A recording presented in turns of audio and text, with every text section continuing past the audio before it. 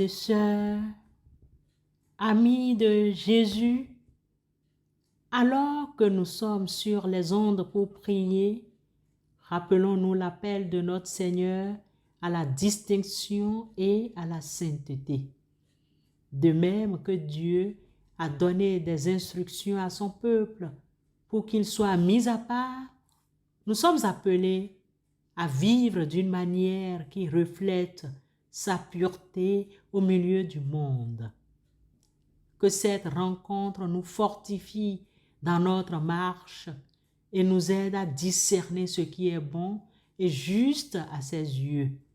Soyez les bienvenus et recevez nos salutations.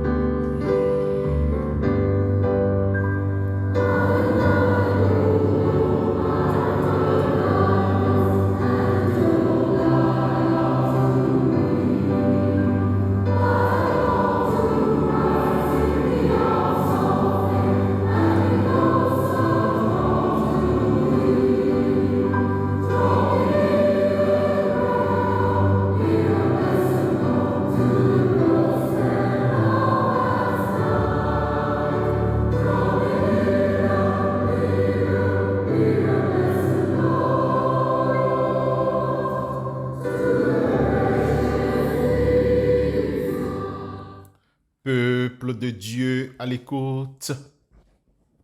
Le livre de Deutéronome, chapitre 14, les versets 3 à 8, nous est proposé ce matin. Lisons. Vous ne mangerez rien d'abominable. Voici les animaux que vous pourrez manger. Le bœuf, le mouton et la chèvre, le cerf, la gazelle et le dème, le bouquetin, le chevreuil, le mouton, la chèvre sauvage et toute bête qui a les sabots fendus en deux et qui remue constamment les mâchoires. Mais vous ne mangerez pas celles qui remuent constamment les mâchoires seulement ou qui ont seulement les sabots fendus comme le chameau, le lièvre et le daman. Car bien qu'ils remuent constamment leurs mâchoires, ils n'ont pas le sabot fendu. Vous les tiendrez comme pour impurs. Le porc, lui, a le sabot fendu, mais ne remue pas constamment les mâchoires. Vous le considérerez comme impur. Vous ne mangerez pas de sa viande et vous ne toucherez pas à son cadavre.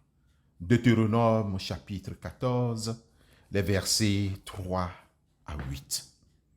Dans ces versets, bien-aimés frères et sœurs, Dieu donne des instructions sur les aliments purs et impurs, indiquant quels animaux peuvent être mangés et comment ils doivent être préparés. Ce texte de Deutéronome 14, versets 3 à 8, où Dieu dicte des règles sur les aliments purs et impurs, peut sembler contraignant à première vue. Cependant, au-delà des régulations alimentaires, il offre une profonde leçon spirituelle sur la distinction et la sainteté.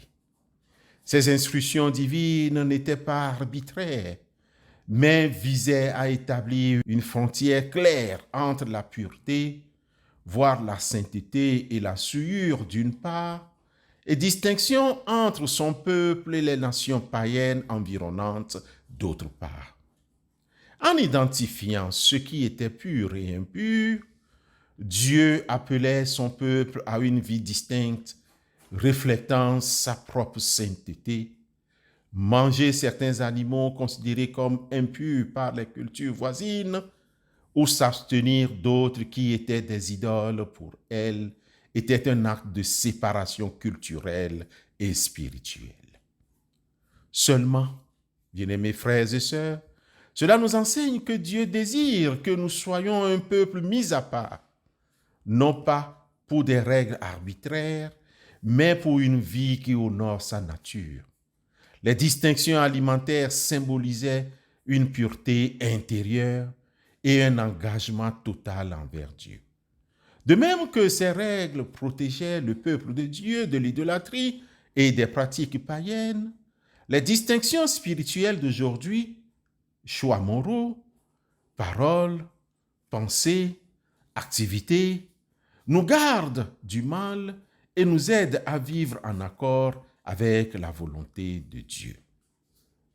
Peuple de Dieu à l'écoute, le Deutéronome, dans son chapitre 14, les versets 3 à 8, nous rappelle l'importance de discerner ce qui est saint et ce qui ne l'est pas dans nos vies, cherchant toujours à refléter la pureté de Dieu dans notre comportement et nos choix. C'est un appel à une sainteté pratique, nous guidant vers une vie qui honore notre Créateur. Tout ce qui précède nous montre que les Écritures accordent une certaine importance à l'alimentation et à la manière dont les croyants que nous sommes devraient manger pour maintenir notre bonne santé et une bonne relation avec Dieu. Amen.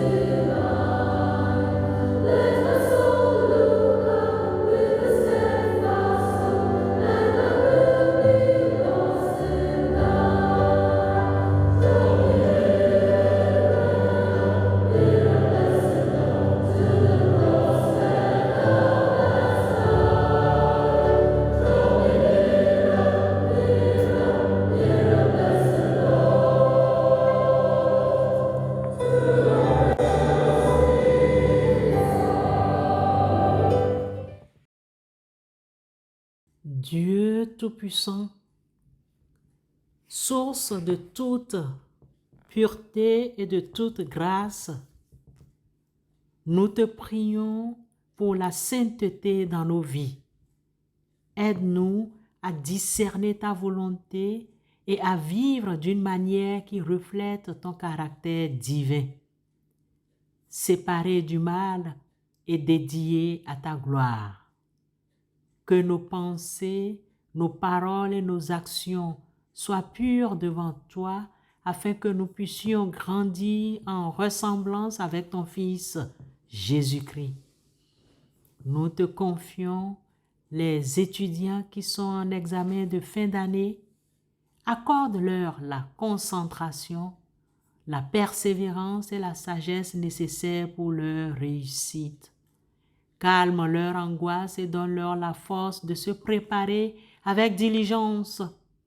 Nous prions pour les jeunes qui demandent et cherchent un emploi. Ouvre-leur des portes d'opportunité.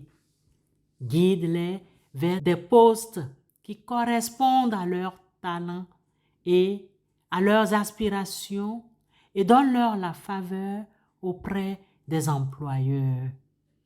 Nous portons devant toi les jeunes qui cherchent à se marier. Conduis-les vers la personne que tu as prévue pour eux, afin qu'ils puissent bâtir des foyers stables, fondés sur l'amour, le respect et ta parole. Nous te présentons les foyers qui désirent être bénis par la conception d'un enfant. Si telle est ta volonté, exauce leurs prières et apporte-leur la joie d'un enfant. Soutiens-les dans l'attente et fortifie leur foi. Enfin, Seigneur, nous pensons aux veuves et aux veufs. Entoure-les de ton amour et de ton réconfort. Sèche leurs larmes et sois leur refuge et leur force dans leur solitude. Donne-leur l'espérance et la paix qui surpassent toute compréhension. Nous te remercions, Père, car nous savons que tu écoutes et tu entends nos prières au nom de Christ Jésus. Amen.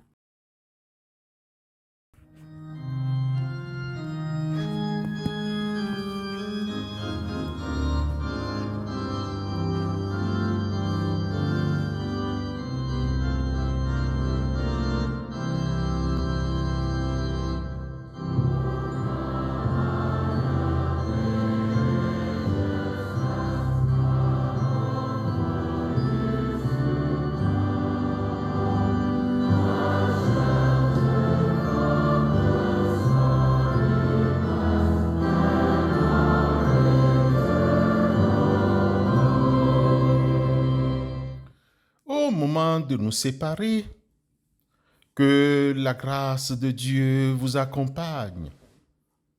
Puissions-nous, à l'image des commandements qui ont séparé son peuple par la sainteté, être nous-mêmes des témoins vivants de sa pureté et de sa justice. Que nos choix, nos paroles et nos actions fassent clairement la distinction entre ce qui est de Dieu et ce qui ne l'est pas. Et que nous soyons bénis dans tout ce que nous entreprendrons pour sa gloire. Allons dans sa paix et que la sainteté du Seigneur soit sur nous tous. Amen.